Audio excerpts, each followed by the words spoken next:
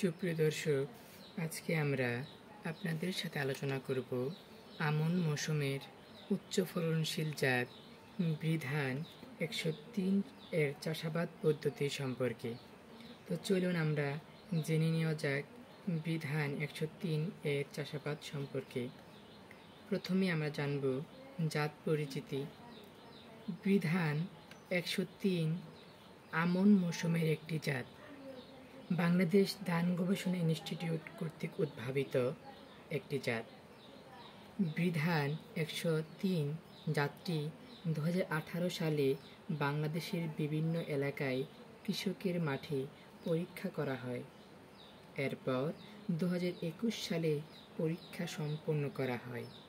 কৃষকের মাঠে ফলন পরীক্ষায় সন্তুষ্টজনক হওয়ায় আমন মৌসুমের জন্য এই জাতটি চূড়ান্তভাবে নির্বাচন করা হয় এবং কৃষকের মাঠে চাষাবাদের জন্য জাতটি বীজ বোর্ড কর্তৃক 2022 সালে জাতটি ছাড়করণ করা হয়।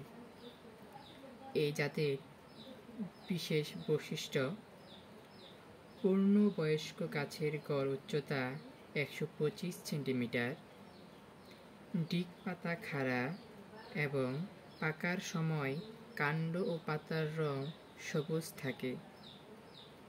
দানা লম্বা ও চিকন। 1000টি স্পষ্ট ধানের ওজন প্রায় 23.7 গ্রাম। চালে অ্যামাইলোজ এর পরিমাণ 24%। জাতের বিশেষ প্রয়োজনীয়তা: বিধান 103 এর জীবনকাল বিধান 87 এর সমসাময়িক। গাছের কাণ্ড শক্ত, ডিগ পাতা খাড়া, লম্বা ও চওড়া। দানের ছড়া লম্বা ও ধান পাকার সময় ছড়া ডিগ পাতার উপরে থাকে। দান লম্বা এবং চাল সোজা। চালের আকার আকৃতি লম্বা ও চিকন হওয়ায় কৃষক দানের দাম বেশি পেয়ে থাকে এবং এই চাল বিদেশেও রপ্তানিযোগ্য। জীবনকাল 128 দিন থেকে 133 দিন পর্যন্ত। চাষাবাদ পদ্ধতি: এই জাতটি রূপা আমন মৌসুমে বৃষ্টি নির্ভর চাষাবাদ উপযোগী। এ ধানের চাষাবাদ অন্যান্য রূপা আমন ধানের মতোই হয়ে থাকে। চারার বয়স: 25 দিন থেকে 30 দিন বয়সের চারা হতে হবে।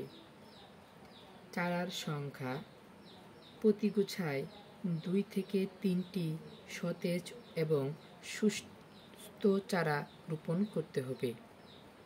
সার ব্যবস্থাপনা: অন্যান্য উপসি জাতের মতোই এই বিধান 103 এই জাতে সার দিতে হয়।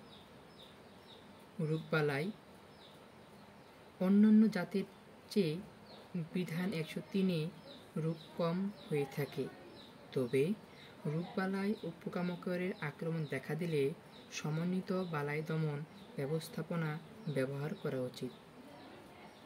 আগাছা দমন: রোপণের পর অন্তর 35 থেকে 40 দিন পর্যন্ত আগাছা মুক্ত রাখতে হবে। সেচ ব্যবস্থাপনা: রোপণের পর চাল শক্ত হওয়া পর্যন্ত জমিতে যথেষ্ট পানি রাখতে হবে। যদি খরা দেখা দেয় তাহলে সম্পূরক পানি বা সম্পূরক সেচ দিতে হবে।